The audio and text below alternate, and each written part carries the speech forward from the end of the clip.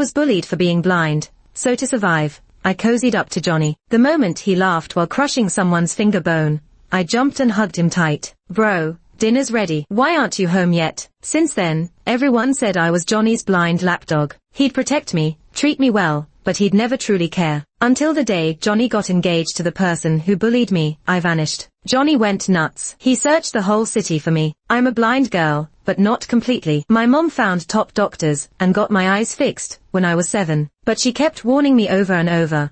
I couldn't let anyone know I could see, even if she wouldn't say why. Her serious tone told me it was a big deal. From then on, no matter where I was, I'd pretend to be blind. After 7 years of truly being blind, faking it came naturally. No one ever doubted me. People were considerate of my disability. They treated me kindly. But after getting into the city's top elite high school, everything changed. I was just sitting quietly at my desk studying, but still, someone with pure malice shoved my head into the wall. If I walked into the bathroom, they'd lock me inside and laugh. I didn't know what I'd done wrong, and I was too scared to ask for help. I didn't have a dad. Mom worked hard alone, leaving before dawn and coming home late, bowing to her superiors just to keep her job. No matter what, I couldn't drag Mom into this. I had to save myself. So, I picked someone, whether at school or on the streets. Johnny was someone no one dared mess with. As long as I stuck with him, no one else would dare lay a hand on me. After getting beaten up once again, I limped behind Johnny. He took a bunch of turns into an alley,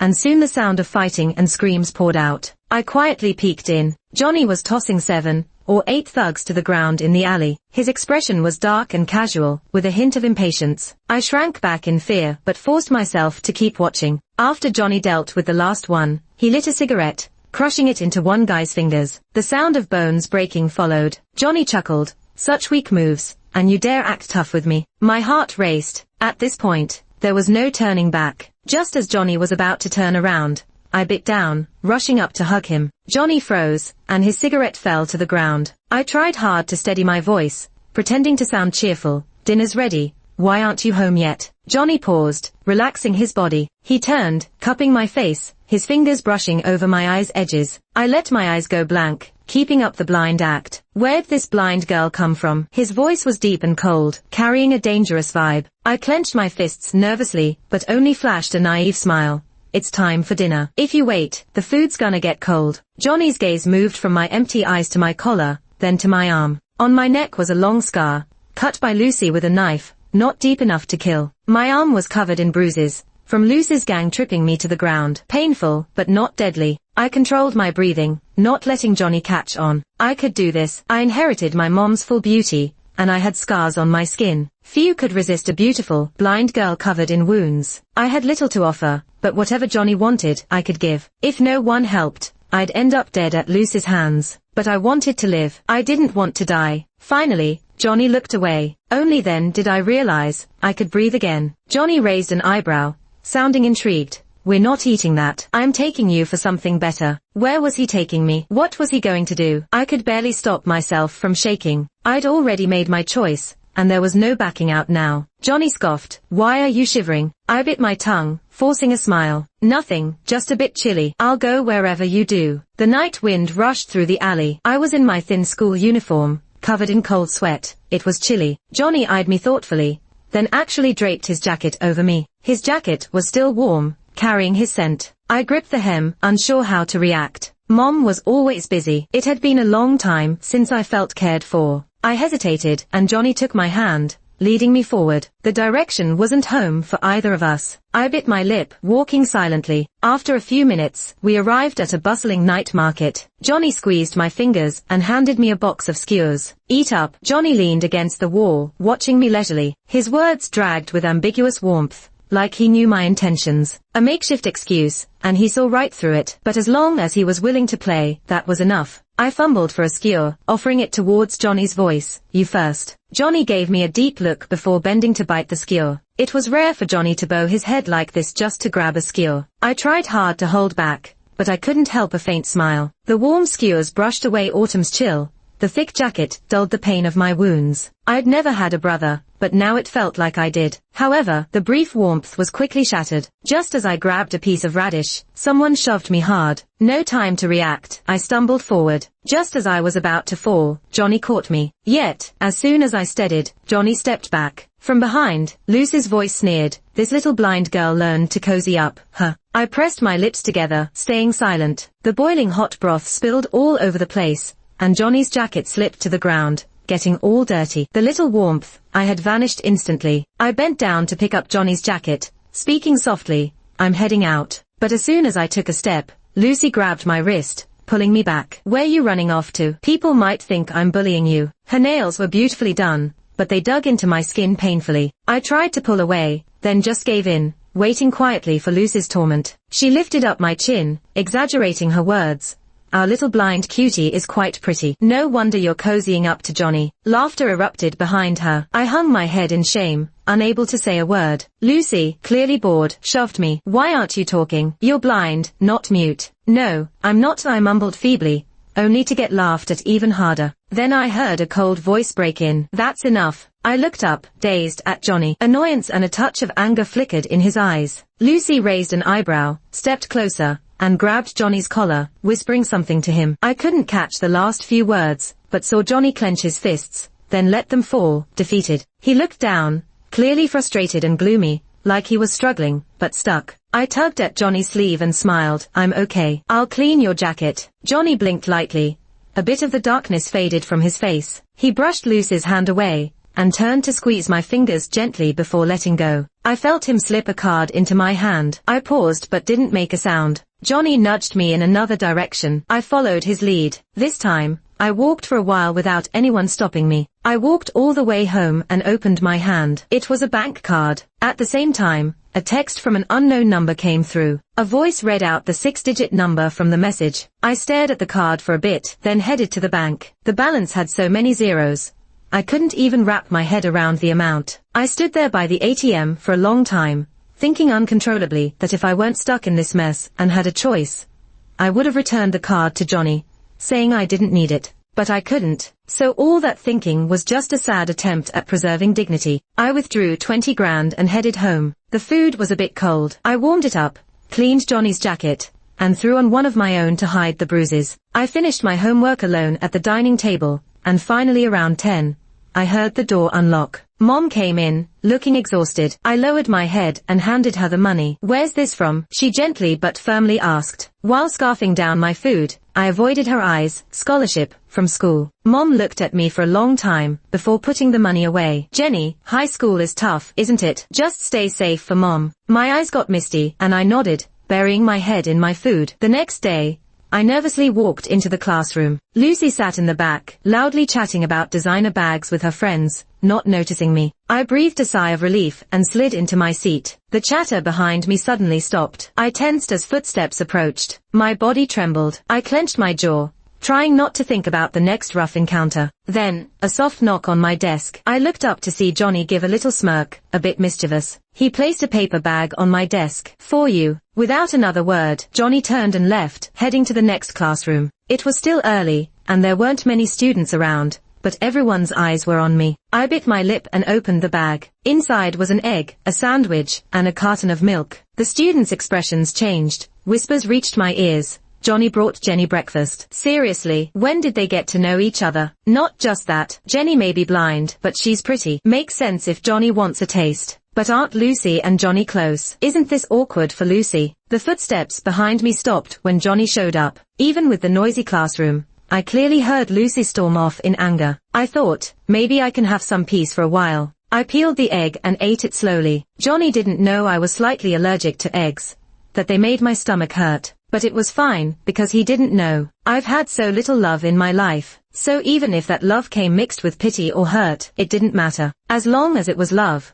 I'd gratefully swallow it down. By the third class, my stomach was cramping painfully. I was drenched in cold sweat, and couldn't focus on a single word. Finally, it was break time. I leaned against the wall, exhausted, heading to the bathroom to splash some water on my face. But in the next moment, someone pushed me into the sink. Feeling smug now, Jenny? Lucy's voice was harsh and furious behind me. My face was shoved into the cold water. The stomach pain and weakness left me too drained to fight back. Lucy kept pushing me under. I was on the brink of drowning, and all sounds blurred together, but I could make out Lucy's yelling and the others' mocking laughs. You don't really think Johnny likes you, do you? You're just his plaything. Or why do you think he never said a harsh word to me yesterday? I couldn't tell if it was my tears, or the cold water from the sink on my face. It all felt like needles in my head. My limbs were icy, pain numbing me. I gave up struggling, letting Lucy rage on. After a while, Lucy seemed to realize something. She stopped, let go of me, and said with a hint of panic, "Dead." I shook violently, took a few deep breaths to steady myself, and then laughed. Yeah, I'm just a dog. To survive, I could give up anything. I turned around and lunged at Lucy with all my strength, knocking her to the ground. Lucy screamed. I didn't care and pinned her down, punching her face again and again, with all my might. Blood splattered. Lucy's screams and curses turned into pleas for mercy. We fought until we were both soaking wet. Whether it was Lucy's expensive dress, or my worn-out shirt, they were both dirty and ruined now. Come on, no one's saving me, so might as well share this misery with me. Lucy was finally pulled away by others. Her face was swollen and bruised, with several bloody scratches on her once well-maintained face. Before leaving, she gave me a vicious glare. Jenny, expect to get expelled. Your good days are numbered. I didn't even look at her. It didn't matter anymore. There wasn't a single clean spot left on me, with scratches all over my arms, and my hair completely soaked and dripping. I couldn't have been in a worse state. But as I stepped out the door, I ran into the person I least wanted to see. Johnny was standing at the door, looking shocked when he saw me. I walked past him, pretending not to know anything, but he stopped me. Was it Lucy? I neither nodded nor denied it, but tears welled up in my eyes anyway. I heard him sigh lightly before he embraced me. I'm sorry. Hang in there a little longer. His embrace was warm, but my heart felt cold at that moment. That's right, someone like me is just a dog. They are from wealthy families. How could he have a falling out with Lucy over a dog? But I've given everything I have. What more can I offer? What can I use to beg for even a small amount of shelter? Johnny led me out of the school gates, taking me to a rental apartment. I took a hot shower there, and my stomach pain eased a lot. I sat on the sofa sipping some porridge, while Johnny dried my hair with a towel. Everything was so peaceful.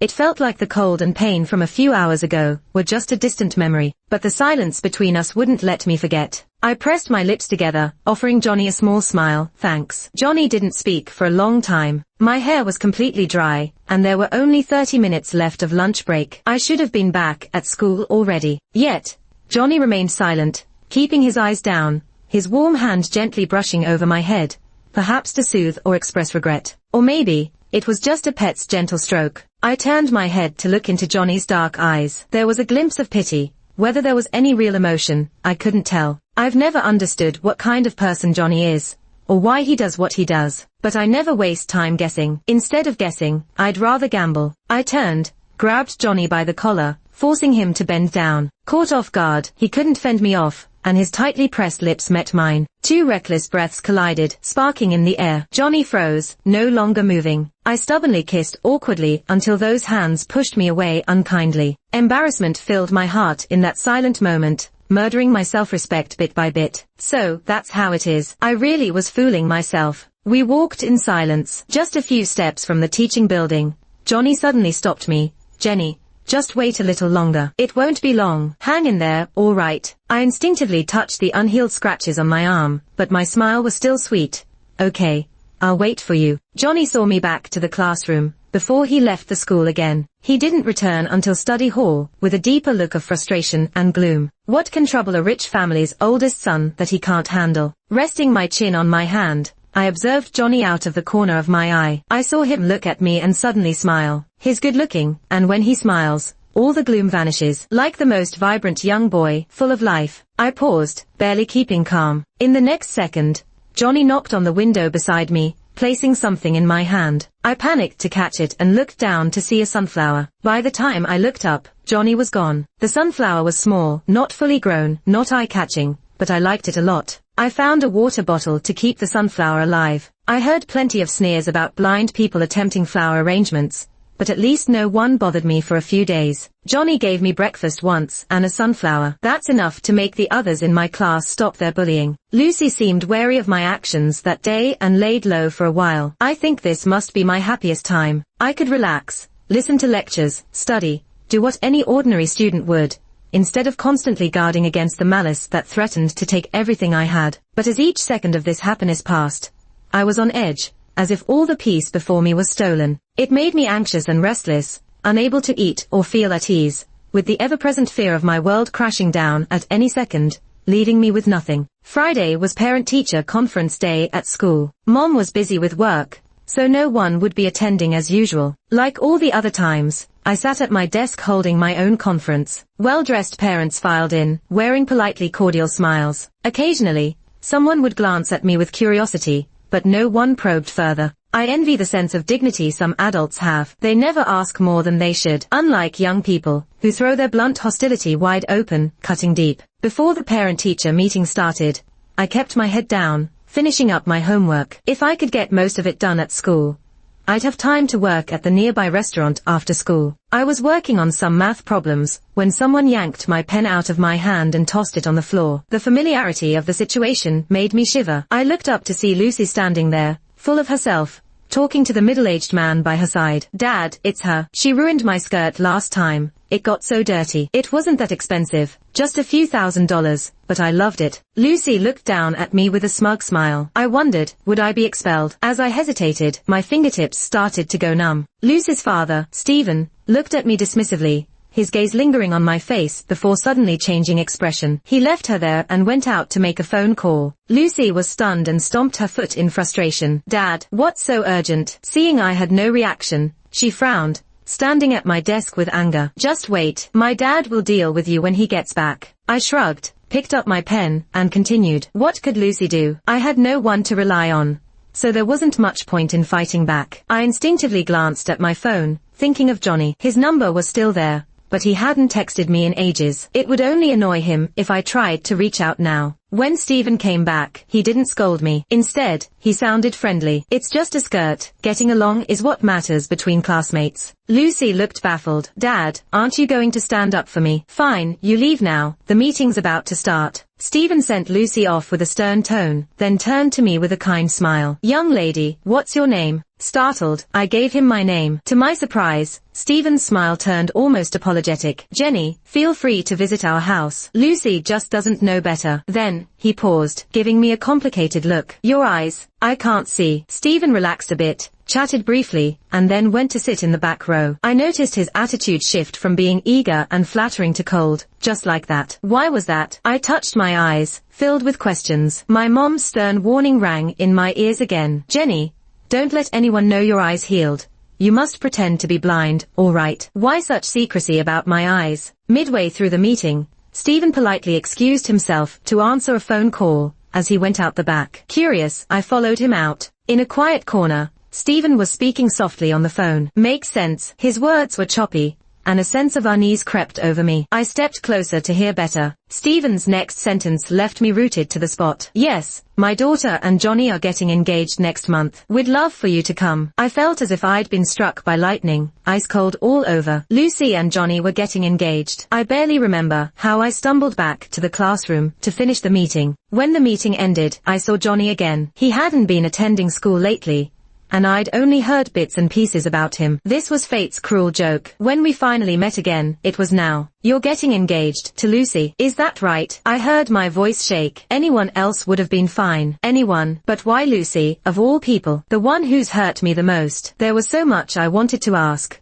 but I knew I had no right. Johnny stayed silent for so long that I thought he wouldn't answer. But then he sighed and said, "Jenny, live the life you want. I can't be with you." The day Johnny and Lucy got engaged, it was a big deal. The media even covered it. The wedding venue was so fancy it was breathtaking. I moved alone through the crowd, making small talk. Everyone was happy, except me. The place was huge, with a small garden. I walked until my legs ached. Exhausted, I stopped to sit down, but after a bit, I felt I couldn't keep walking. Why is it so hard to find a simple path? I looked for shelter, and I found Johnny. I thought I reached the life I wanted, to live like a normal person, but going around in circles, Johnny ended up engaged to Lucy. Turns out, no one's ever been on my side. From the start, I was just a pastime in their love story, a toy for their boredom. Hearing voices nearby, I wiped my face quickly, realizing I'd been crying. As footsteps approached, I was about to hide, but froze when I heard Johnny's name. Everything set. Make sure the Jones family doesn't suspect a thing. Relax, nothing will go wrong. Just watch it unfold. That old fool's nuts, giving Johnny shares, just for this marriage alliance. That kid's getting all the good stuff. Marriage alliance, shares. The words flashed through my mind,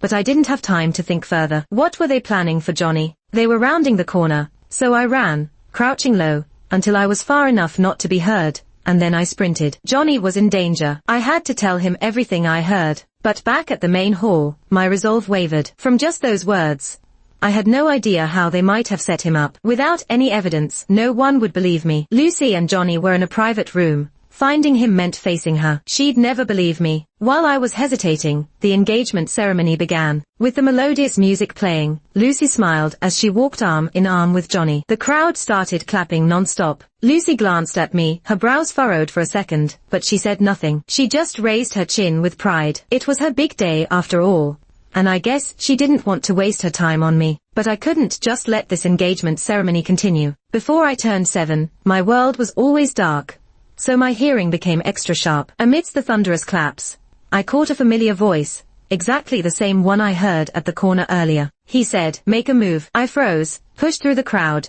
dashed onto the stage, and yelled, "Stop, there's danger." Lucy screamed right then, "Jenny, what are you doing? Even if we have our disagreements, you don't have to ruin my engagement to get back at me." I said nothing, quickly scanning everyone's faces in the crowd. Shocked, confused expressions stared back at me. I couldn't find him. There were just too many people. I heard the voice but couldn't match it to a face. Johnny let go of Lucy's hand and took a couple of steps towards me. "Jenny, what's wrong?" Before I could answer, I heard a faint noise above, like something breaking. I looked up sharply and saw the massive chandelier on the ceiling sway and then start to fall. Johnny was standing right under it. In that moment, I heard nothing else but my own rushing to where he was. One step, that's all I needed. I almost touched his shirt, but I was too late. I watched as he fell, shocked, into a pool of blood. Lucy cried and ran over, scratching my face with sharp nails. "You witch! Why did you come? Why did you do this to Johnny?" I had nothing to say, just stared blankly at Johnny, unable to offer any explanation. I couldn't save him. Today was supposed to be his engagement party, a joyous event, but now he was just lying there, motionless, in a pool of blood. All the sounds around me seemed distant, struggling to catch my attention, until someone dragged me up, and that familiar voice echoed again. "Miss Jenny, I'd heard you had eye problems, but now, it seems not." Chills ran down my spine. I turned around to see a face that looked strikingly similar to Johnny's. When I woke up, I was lying on a bed, sitting up in a daze. I remembered being taken from the engagement scene by the person who planned to harm Johnny. I had fainted from the emotional shock. But where was I? This place was elegantly furnished, unfamiliar yet oddly familiar. Could it be that man's house? He looked so similar to Johnny. He was probably from the Jones family too. I got off the bed, opened the door and walked out. In the living room stood a tall middle-aged man. I grabbed a glass next to me for defense, but stopped in my tracks at the sound of his voice. He said, "Jenny, long time no see." The voice I had buried deep in the years gone by rushed back, pulling every memory into focus. Harry, my biological father. I had never seen his face, but his voice was unmistakable to me. In my childhood memories, he was always gentle and kind, treating me well until he was caught cheating on my mom when I was 5. My mom was devastated, divorced him, and took me away. She was depressed for a whole year. Back then, I couldn't understand how my perfect family shattered so suddenly. I didn't get it, and I didn't dare mention Harry's name in front of Mom. Over time, I buried memories before the age of 5 deep down and rarely recalled them. Turns out this house was the one I lived in for 5 years. For over a decade, Harry had never visited us or paid any child support. Even though I might have once loved my dad, seeing Harry now stirred little emotion in me. "Why bring me here? What do you want?" I asked coldly, skipping over the disappointment on Harry's face. Harry didn't answer. "Jenny, Eric mentioned you got your eyesight back." Eric must be the one who tried to harm Johnny. Judging by his age, he's probably his uncle. I noted this down, planning to warn Johnny to be careful later. Harry sighed, glancing over my injuries. "Why follow your mom back then and end up like this? Who dared to hurt you? That Lucy couldn't hold a candle to you." I don't need your concern. If nothing else, I'm leaving. I cut him off. I was young when I left Harry, not knowing who he really was. Now I realized he was from the Jones family. Their wealth indeed surpassed both Lucy and Johnny's families combined. But that's none of my business. Mom doesn't know I'm here. She'll be worried if she doesn't see me after work. I need to go home. You can't leave. Someone will be watching you for the next few days, he said. What do you mean? I glared at Harry. Dad made this decision for your own good. Soon the Jones family will hold a banquet for you. Everyone will know you're a member of the Jones family,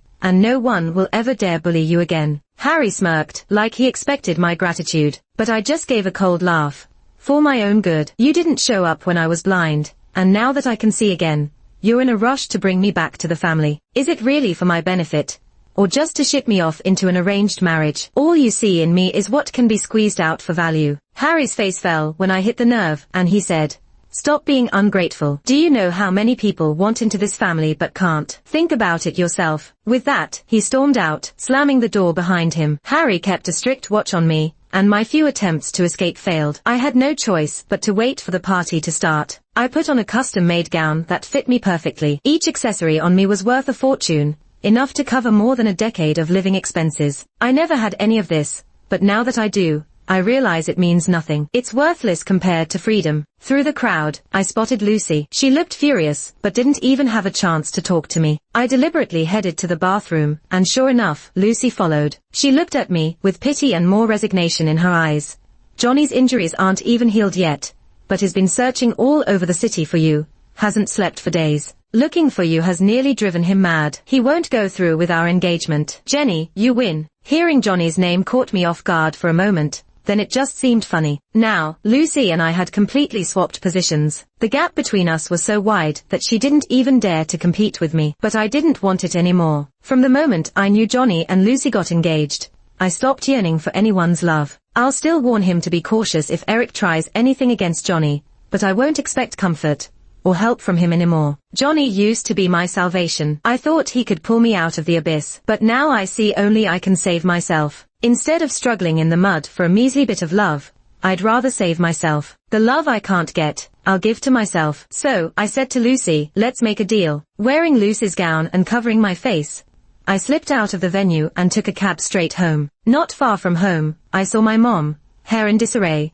red-eyed, asking passers-by if they'd seen me. My eyes welled up as I hugged her. Mom, I'm here, I'm back. No time for chit-chat. I urged my mom to pack up and leave with me. We quickly packed our bags and headed to the station. Before the party, Harry had given me money to pick out some accessories. He wasn't stingy with money, and this cash was enough for Mom and me to start anew in another city. We'd have a brand new life there, away from everything and everyone that ever caused us pain. I changed out of the long gown, took off the excessive accessories, and put on my shirt again. With the wind brushing our faces, a sense of unprecedented freedom filled my heart. I hadn't seen my mom smile that happily in a long time, like she was a carefree 18-year-old again. Walking into the station, I immediately spotted Johnny, still in his hospital gown, with a scruffy beard, looking worried and regretful. Lucy must have told him. The condition I gave Lucy was that I wouldn't be with Johnny, and Lucy tipped him off that I'd be here, probably hoping I'd convince him to give up on me completely. Seeing me, Johnny walked over quickly, his eyes red. I spoke first. It's Eric who's plotting against you. Be careful in the future. Johnny's eyes lit up.